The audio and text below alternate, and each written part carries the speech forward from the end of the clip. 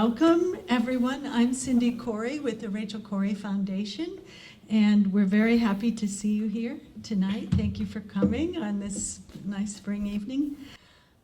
And now I want to introduce to you our friend, Amos Gvirtz, who we have known now for over 12 years in different ways.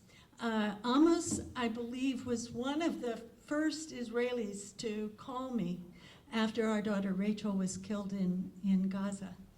And I remember the conversation very, very clearly because he was going to be giving a talk, I believe. He was part of the Israeli Committee Against House Demolitions and was going to be giving a talk and about Rachel, and he wanted to make sure that what he had to say would meet with our approval. And I appreciated his call then very much. But when we visited Israel for the first time in September of 2003, the last place where we stayed was with Amos on the kibbutz, where he has lived all of his life. I hope he'll tell you a little bit about his history. And how he was born in Israel, well, it wouldn't have been Israel at the time, but in 1946. And has been on that kibbutz forever. And Craig and I have visited a couple of times.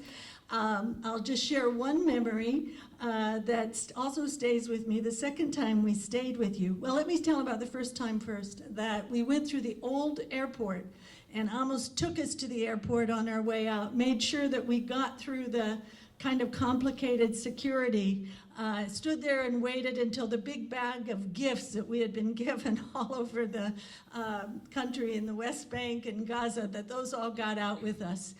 So he's just been a really important support and friend. But when we visited the second time, the thing that I most remember about staying with him is he invited other friends to come for dinner at his house with all of us. And like at about 1 a.m., these friends were still debating all these different political issues. Craig and I, by that time, had collapsed, but we went to sleep with all of Amos and his friends talking about their country and all the challenges there. I think this is a wonderful human being, part of the Israeli peace movement. He's going to tell you about some of that. At the last visit, Amos took us to El Arakib, a Bedouin village that you're going to hear about tonight. Welcome, Amos. We look forward to hearing from you tonight. Thank you. Thank you very much. And I'm sorry that my voice is not in its best. I hope we will pass it. That we will pass it okay. And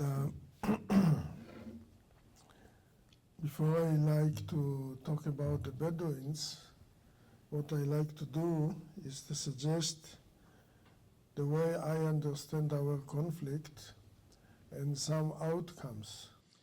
So I believe that to understand the story of the Bedouins, we must understand it in the context of the whole conflict. And therefore it's important for me first to speak about the conflict and out of it to tell the story of the Bedouins in Israel. First of all, I would say that for my understanding of our conflict, it is conflict between two societies when one invade the life territory of the other society and in historical process force them out of the territory, and those that they cannot force out, they squeeze to minimal territory that is possible. Actually, it is the same kind of conflict that have been here between the white people and the red people. It's the same that have been in Australia when the white people invaded Australia, and the same like it happened with the invasion of white people to southern of Africa. It was all this conflict, it's a similar kind of historical process. Of course, everyone have their unique story, but still the same kind.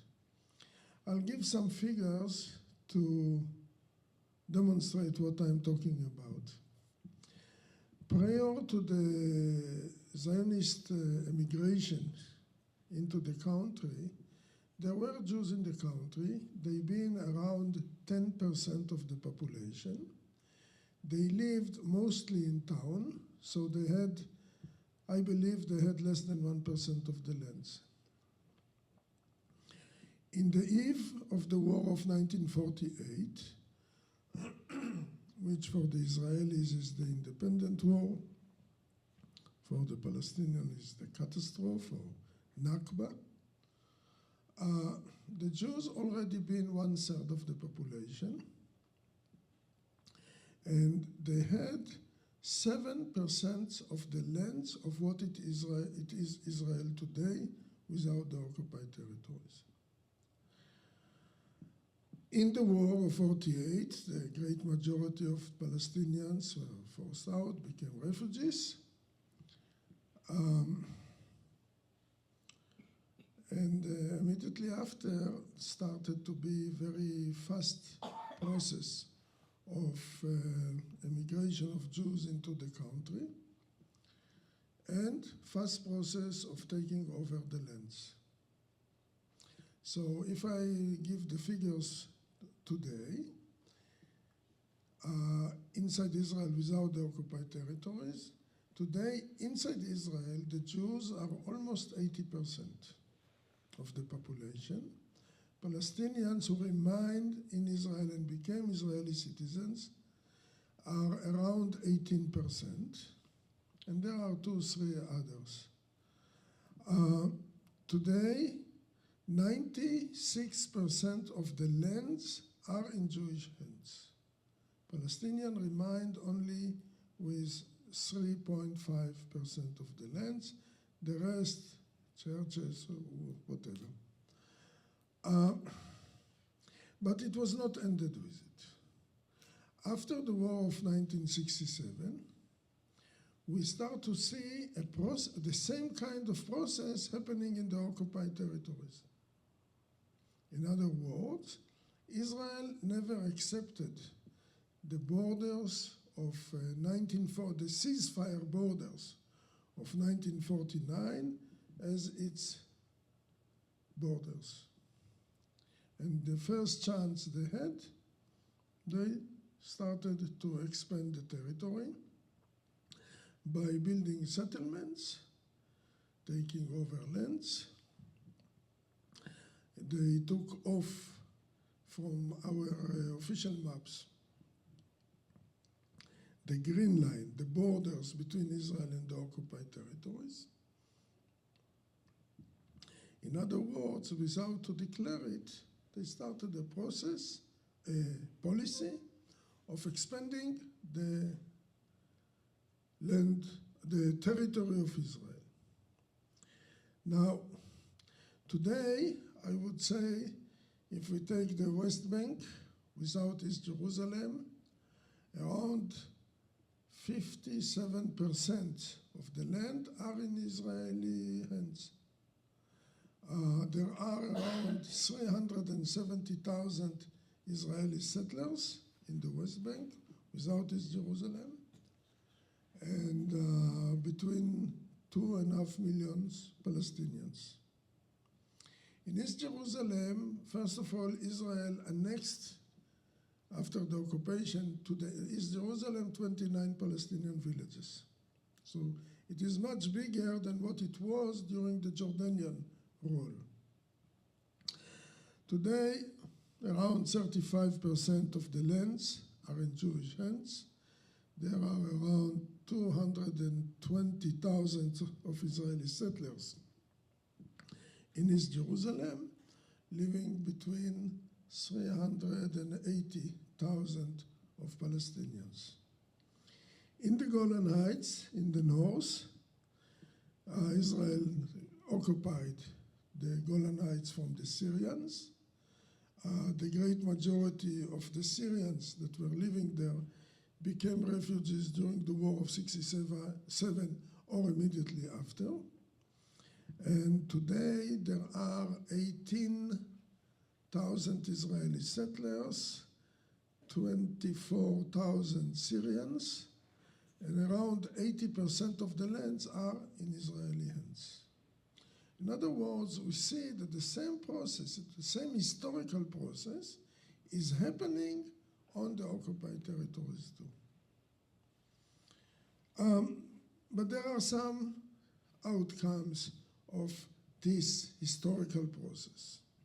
First of all, I will say that if we speak about human rights, I believe that most of the human rights are not done because somebody is a psychotic who enjoy to give a hard life to people. They are done in a service of ideological political aims. The ideological political aims are to take over the land and force as much as possible people out of it. But it is not only human rights issue. Something that is very important to, in my opinion, to understand is how people understand the word war. What do we mean when we are speaking about war?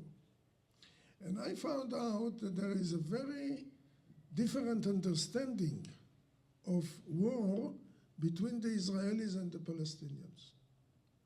For the Israelis, war is the violent clash between the two sides. For Palestinians, it is wider than that. And I will give some examples.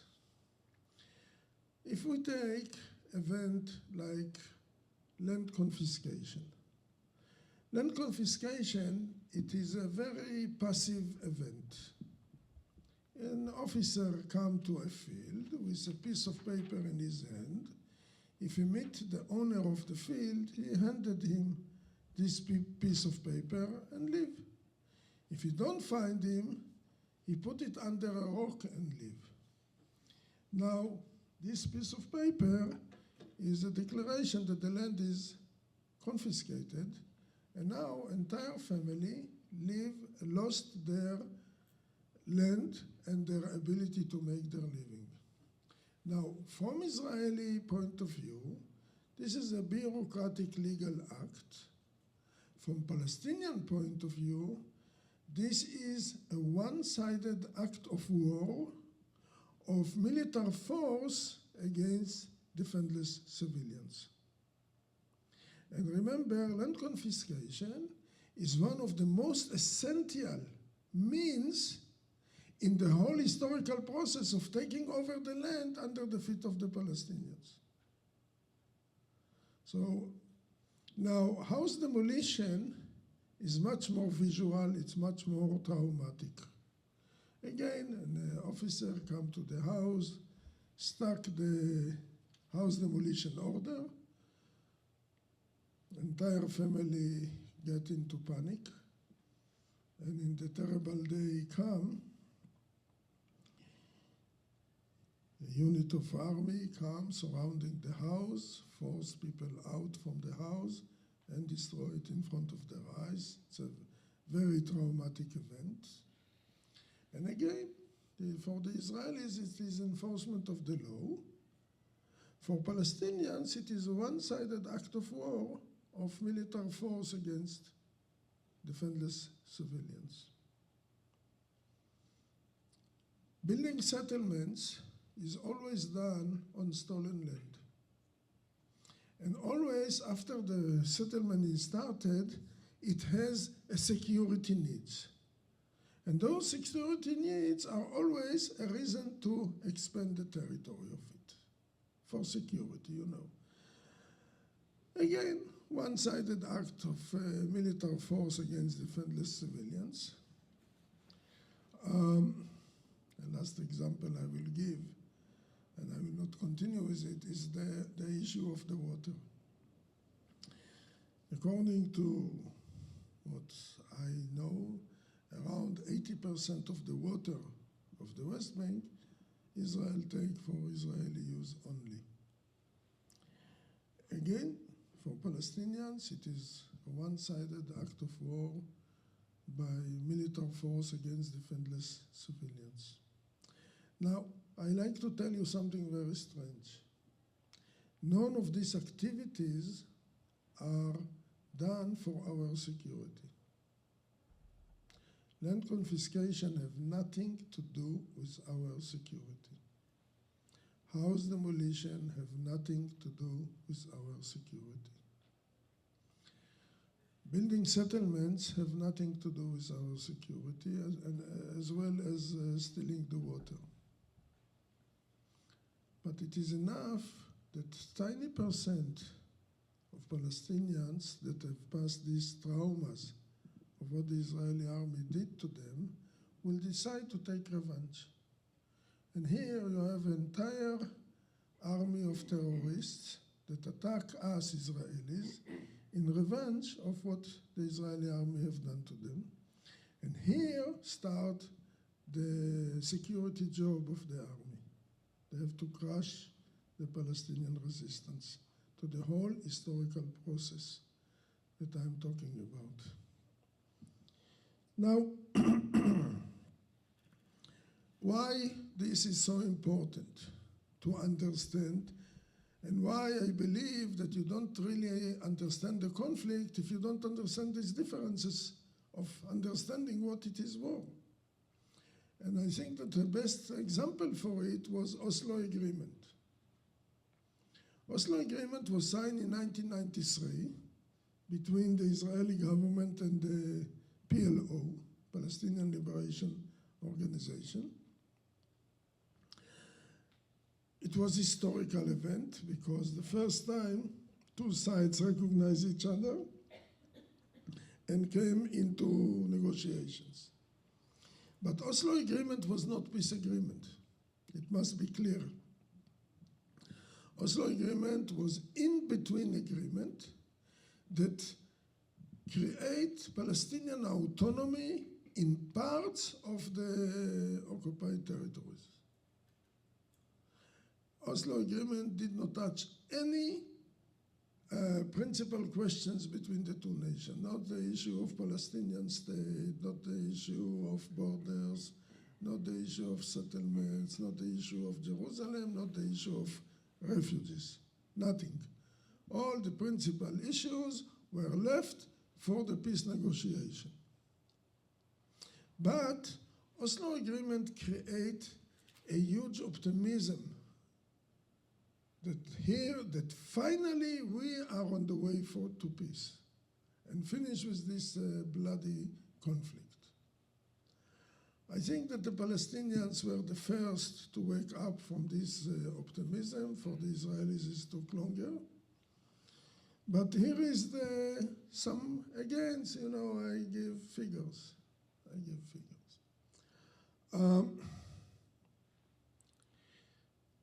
In the 7 years of Oslo process, from 1993 until 2000, when the Second Intifada broke out.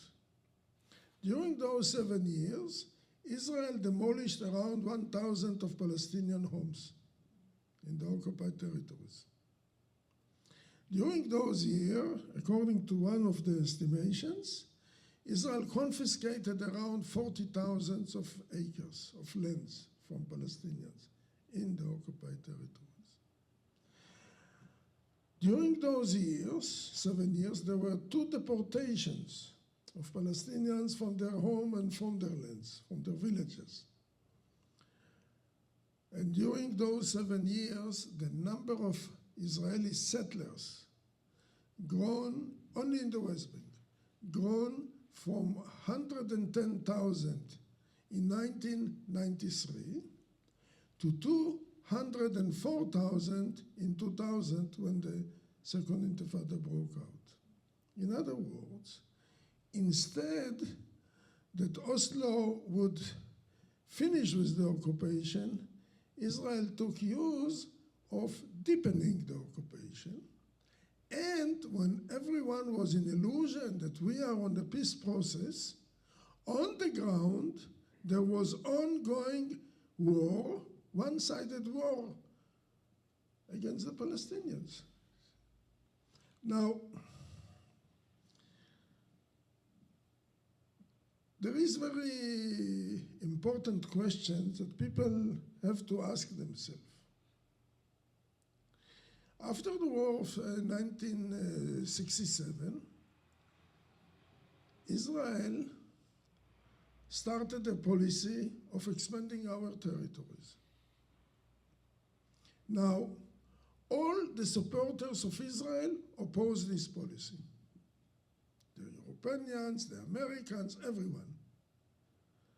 Everyone is opposing this policy. So the real issue for the Israeli government's always been how to do it without to lose the support of the supporters.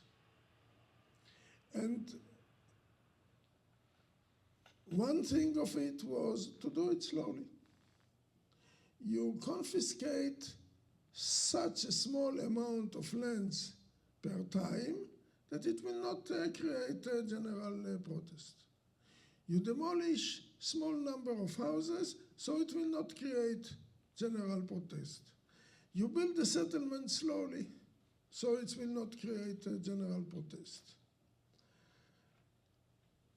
And there is another thing. I speak about one-sided act of wars, but if you think of it, you will, to know of it, you will realize that in all of these acts of war, people are not killed. People are not killed. Not in land confiscation, not in house demolition, not in building settlements, nor with water, and even not in the deportation. People are not killed. So, most of the media, first of all the Israeli media, but also the international media, understand the war with the Israeli term, not with the Palestinian term. And since it is done slowly, and since there is not bloodshed, they don't report. They don't report. And if they don't report, you don't know.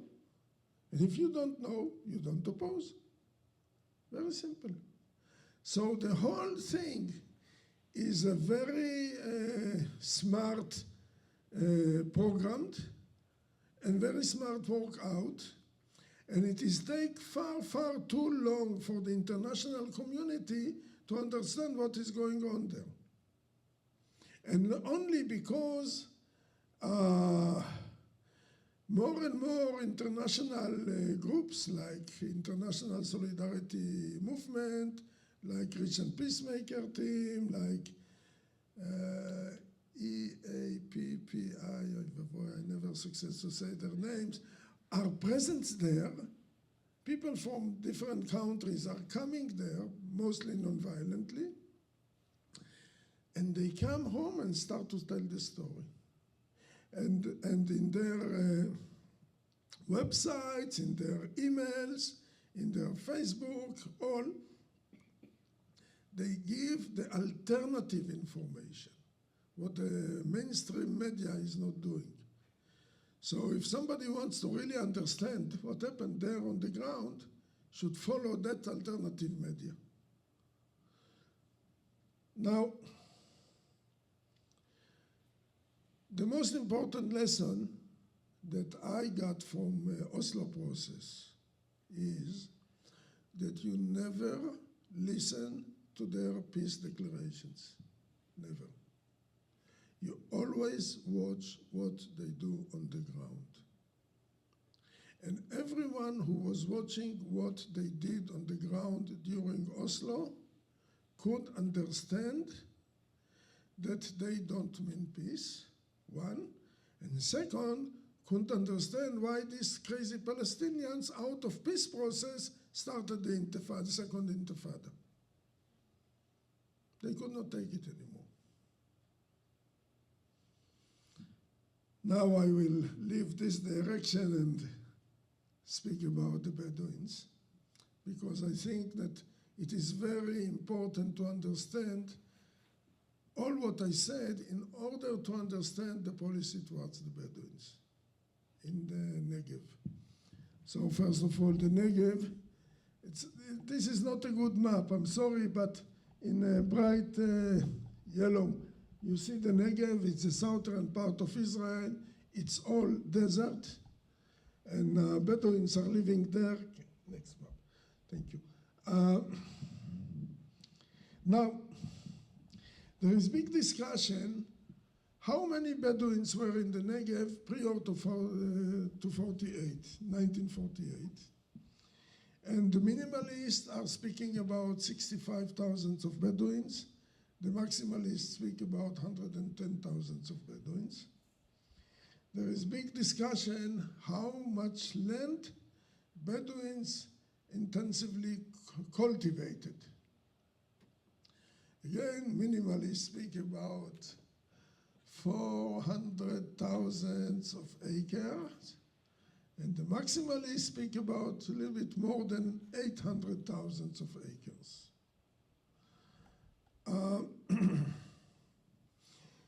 What is unknown, that different from the rest of the conflict, you know, the great majority of Palestinians became refugees during the war of 48. And always Israel is claiming, guys, it was war, this is a result of a war. But Bedouins were kicked out from the country 10 years after the ceasefire of 1949 was signed. So Israel continued to kick out Bedouins out of the country until 1959. The last case that we know of was in 1959. In a census that was done in 1960, there were only 11,000 of Bedouins in the Negev. Today, we believe there are something like 240,000. It's a dramatic growth of population, and I understand it on two reasons. One, it's probably the poorest society in Israel, and usually in poor society there are more children, and also because of polygamy. Polygamy, yes, more than one wife for quite many guys there have more than one wife, and sometimes over 20 children in a family. It's something crazy, completely crazy. Here on this map, we see the division of the Negev before 48 between, I call it Bedouin nations. It's not exact word, but I call it Bedouin nations because in every territory of every nation like this, there were some different tribes. So instead of call it Bedouin tribes, I call it the Bedouin nations, which in each of them there are some different tribes. And so actually they've been all over the Negev. They lived mostly with what I call desert agriculture. You know, desert, you cannot grow much. Most of the Bedouin grows were in the northern part of the Negev, also near Gaza Strip, where they could, where there is very good lands. But still, many times in the winter you have drought, you say in English, and when you cannot harvest the wheat and barley that you grow, the sheep and goats will eat it.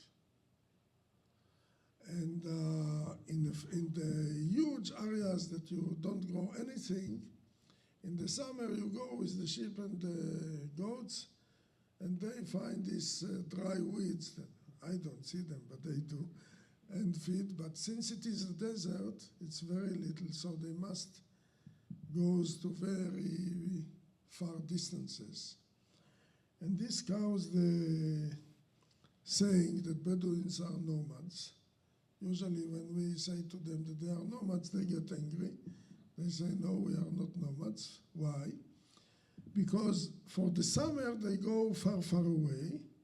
For the winter, spring, they come back to their own lands when there is grass or when they can grow something, specifically in the northern part of the Negev.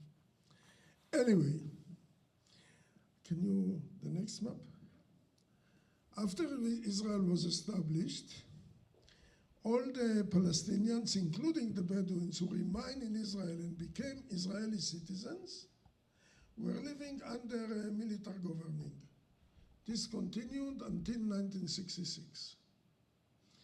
Now, in the 50s, aside of kicking Bedouins out, the policy of the Israeli government was to concentrate all the Bedouins to this region, Sayak zone, and the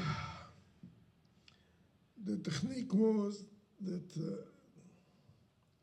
a military governor used to come to a sheikh of a tribe, sheikh is the leader of a tribe, and tell him that the army is going to make military maneuvers in their area, so for their safety they will be removed. And after half a year, when the maneuvers will be over, they will be able to come back. We still wait until today that this half a year will pass. And instead of this, one of the laws that Israel made was in 1953, one of the land laws, which created a situation that land that was abandoned became state land. And a Bedouin lawyer told me that there are 11 laws. With them, the Israeli state or government passed, I told you, before Israel was established, the Jews had only 7% of the lands of the country. Today, 96%. So how do you do it? They made specific laws to do it, that help them to pass all this mass of land to the Jewish hands, or mostly governmental hands. And in the Bedouin case, one of the techniques or one of these laws was taking the land when people were not on it, since it was abandoned, become automatic state land. In other words, these laws of land, to my knowledge, and I am not expert, I'm not a legal expert, none of these laws says to take land from Arabs and give it to Jews. None. All of them are formulated in universal language. Land was empty, nobody used it, automatic become a state land. What's the problem?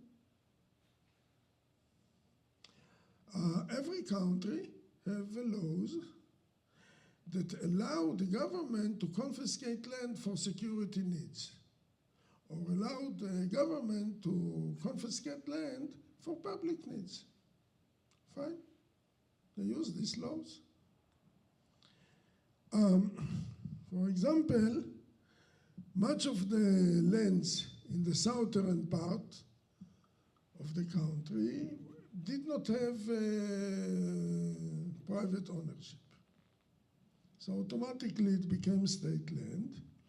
And in order to prevent continuation of the Bedouins to wander with their herds, a lot of it declared military zones for the army exercises. So it's closed. Now you cannot, unless you have special permission. But the story was not finished with concentrating the Bedouins to the Sayak zone. In the 60s, a new program was presented. Now they want to concentrate all the Bedouins into towns. Bedouins in the Negev have the only option to live in towns. Now, remember the context of the conflict. If you cannot force them out, you squeeze them to minimal territory. Simply, that's the story.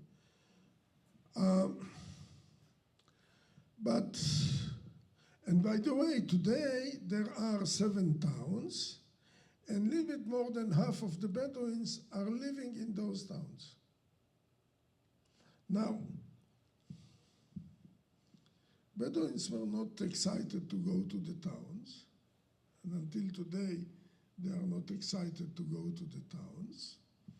So the question is how you convince them. And here is the story.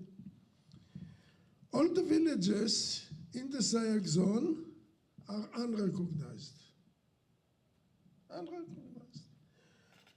By the way, most of the villages in the Sayak zones were there before the establishment of Israel. From that area, probably they did not kick out many people. They are not recognized.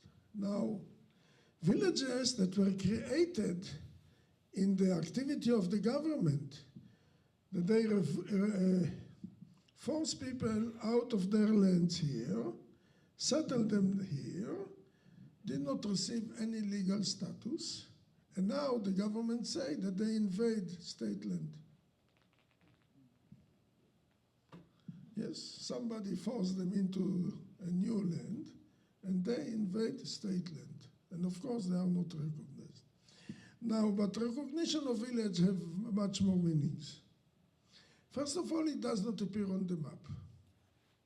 One of the fights that we are doing today is about a village, Khiran, people that were forced out from their land actually in 49 to one place and then to the place where they are, Khiran.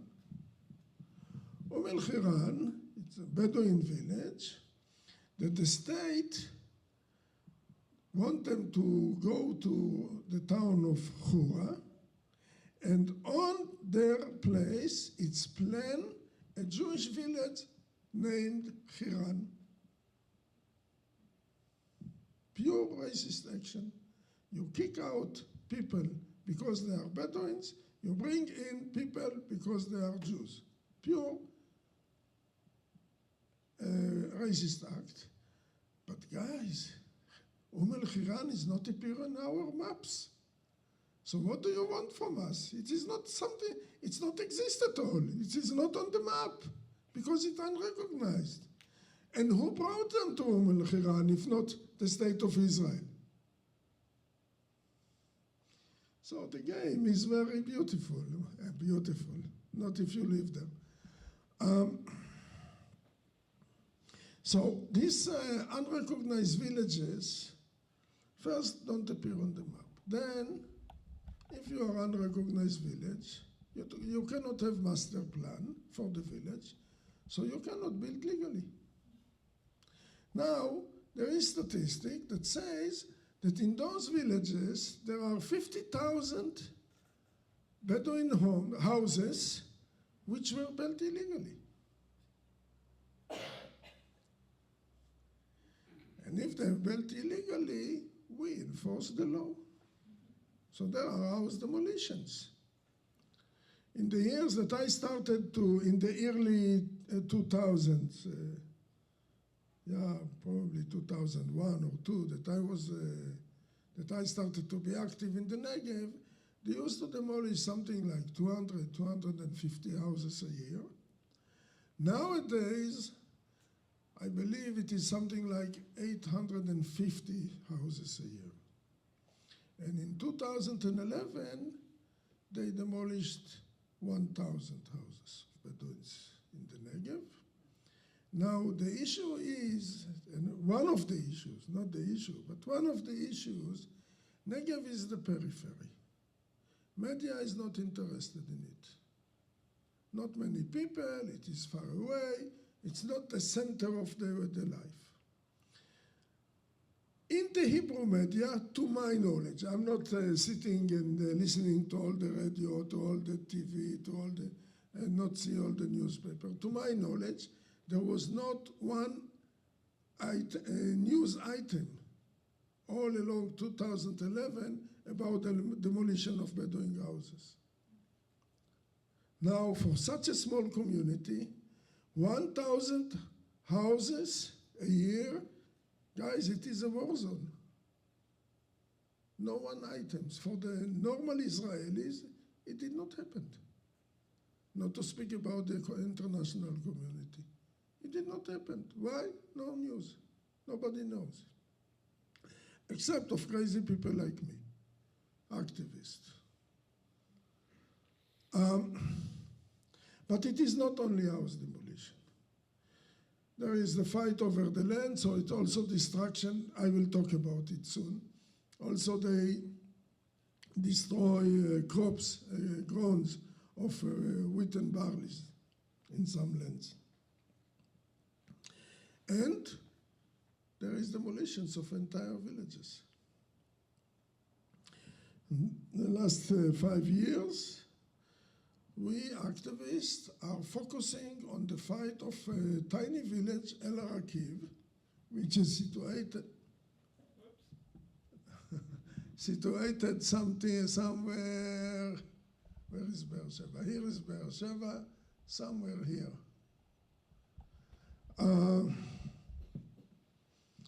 This tiny village was destroyed already 83 times. And here is the story.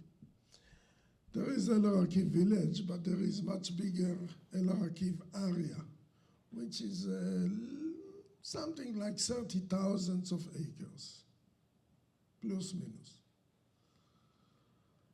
And from this area, there were a few Bedouin tribes that they were forced out in the early 50s.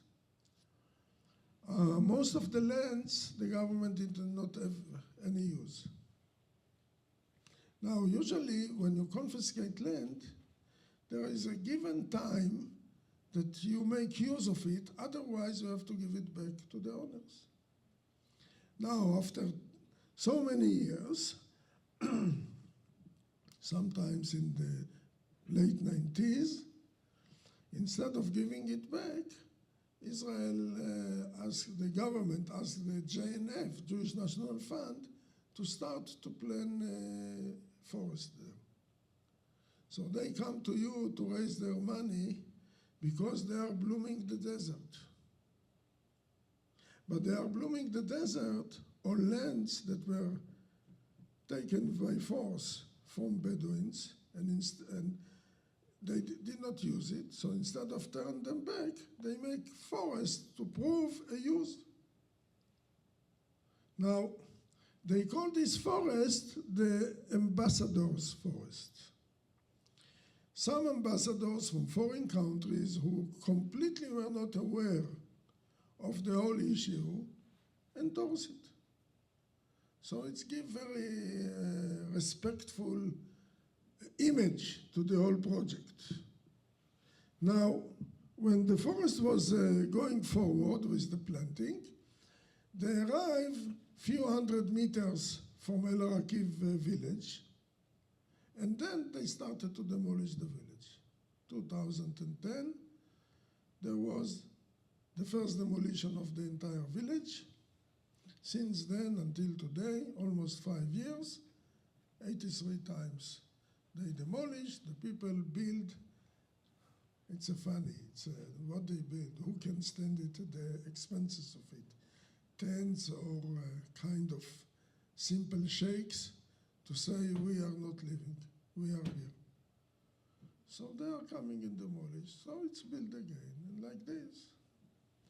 Now, since these Bedouin people are stubborn and did not understand the hint, they started another kind of struggle. Now they sue them in the courts about everything. Everything. There are arrests about everything. I think that the sheikh of the village have something like 40-some court cases against him. But the worst of the wars. One of these court cases against them is that the state demand that they will pay 1.8 million Israeli shekels, the Israeli money, to the state, because of the cost of the demolitions. You don't understand it, eh? That the victim have to pay to the oppressor for his service, the generous service that he gave him. And now, the state claim that the court said that they have to leave the place. So the new suit in the court is that the 10 people of them have to pay 5,000 shekels per day since 26th of February forward. Why they did not leave the place? In other words, they tried to break them down financially. If the demolitions did not broke these people, the money will do it. Now, pay attention. Pay attention.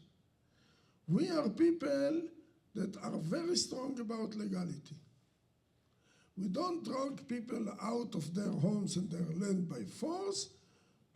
They build their homes illegally. We will destroy it. They are stay there illegally. We will go to the court, and everything is done by court. So there is no protest, because if they would come and drag the people by force, all of us will raise this is a transfer. So it more says there is better ways to do it. And then it's gain less opposition. But now they give recognition for 11 villages. I don't see any different. And I'm afraid that when they recognize village, it is not what the villagers hope for, but in order to turn this village to a town that they will be able to concentrate other peoples into it. But we still don't know, because nothing happened. They still demolish these villages, also houses.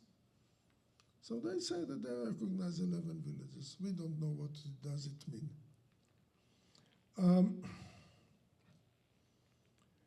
But the very essential issue here is the fight over the land.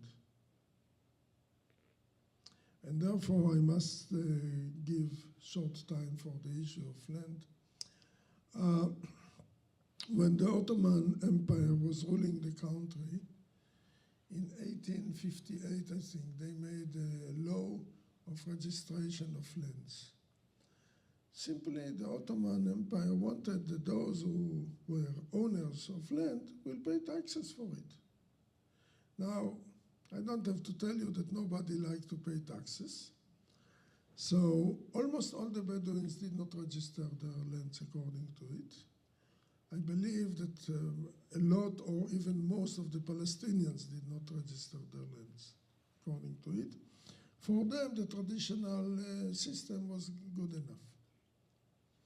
In the case of El-Rakib, Sheikh Sayach, the sheikh of the village, every time that people are coming, he is willing to show them the document that his grandfather bought the land from somebody from a Lokbi tribe in 1905. He have the document. He have some documents that they used to pay taxes when Britain was ruling the country. Now they are sitting in the area of the graveyard, but when we used to visit them in the village, they showed us the graveyard and said, this graveyard, well, we started to bury their people in 1914.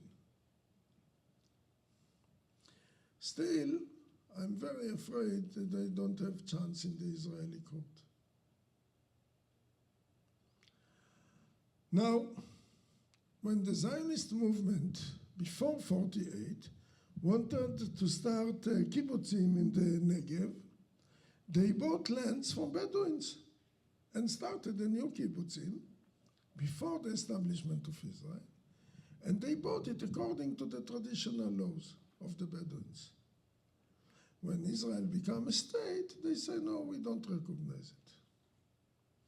Now, in the 70s, the early 70s, the Israeli government opened for the Bedouin the possibility to claim their ownership over their land. Around 3,200 Bedouins made claims of ownership over their lands. The government froze the whole issue for 30 years. Did not do anything. After 30 years, they started to appeal to the court every time about specific land, claiming that this is a state land. In all the court cases, they win. Now, as I told you before, the rabbi of the land made the laws. And he also brings his judges to decide between them and the Bedouins. So we are a democratic country. Every Bedouin can appeal to the court and demand his right over his lands or any issue, other issue. The courts are open. The thing is that they don't have chance. The rabbi made the laws that legalize his robbing activities. Now, I will tell you something. If somebody will come to our parliament with a crazy idea to make a law that it is allowed to rob, I promise you, without to ask, 120 parliament members, this is all the numbers of them, will vote against it. No question. Doesn't matter if they are from the right-wing side, from the left-wing side, no one of them will vote for a law which is in direct clash with morality. No one. But here, the same parliament that would not dare to do such terrible things, pass a series of laws of lands that the meaning of them is robbing. Simply. So I speak about the clash between law and morality. Clash between law and morality you had here in the United States with the segregation laws of the southern states of the United States. We had in South Africa with the apartheid law. In Nazi Germany, they made the Nuremberg laws far, far before the Holocaust, which deny citizenship of the Jewish people in Germany. Now, what is the significance of all of those laws? The significance of them, was that people were hurted not because they did something wrong. They were hurted because of their belonging. Here and in South Africa, because of their color, the color of their skin. In Germany, because they were Jews. Now, no one of these people had to do a crime in order to be hurted, just because of their belonging. And here, the Jewish state have done a series of laws that hurt people under one crime. They were burned, Bedouins or Palestinians in Jewish state. This is all their crimes. And I, as a Jew, have a problem. I have a serious problem. How can we accept such thing? When I studied Jewish history in school, the significant thing that I come from it, for all my life, even I forgot all the details, is that a bloody history that people suffer under one crime. They were born Jews in different countries, not because they did something wrong, simply because they were Jews. And here Israel is doing the same to our minorities. What kind of behavior it is, and what it is about the Jewish history with such behavior. And worse than that, they form a specific police unit יחידת יואב unit, to protect the demolition of houses, destruction of agricultural growth, destroying villages. Specific unit to persecute people that their only crime is that they have been born Bedouins in the Jewish state. Thank you.